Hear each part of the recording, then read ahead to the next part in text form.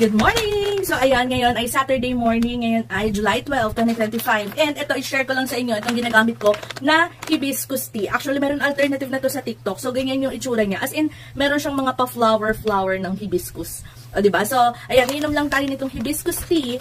Kasi meron tayo dito. Wala pa akong kinakain ngayong breakfast. And ito, meron ako ditong hot water.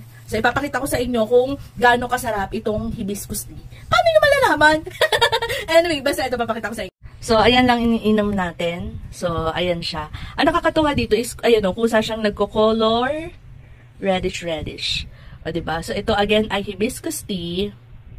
Sarap yun. Ay, wait, ang dilim pala. Ayan, para mas kita nyo. Ayan. So, ibababad lang natin siyang ganyan habang ako ay, tara, nagwo-work. O, diba? Let's go. Ayan, sobrang hilig ko kasi talaga sa, yung mga malalamig, ganyan, mga cold drinks, pero this time, syempre, kailangan ng ayos girl ng ating health. So, ayan, magta-try tayo na mag-hot tea na lang. Kasi, usually, ang ginagawa ko kasi, diba, dito sa hibiscus tea is, lalagyan ko siya basta ilagay ko dyan sa yellow basket, yung ginagawa ko, or ginagamit ko kapag gumagawa ako ng cold drinks. Pero this time, hot muna tayo. So, anyways, ayan, sige, ako yung mag-work muna at iinom ng tea. So, i-check nyo na yung yellow basket. Kayo ay magpaka-healthy na rin.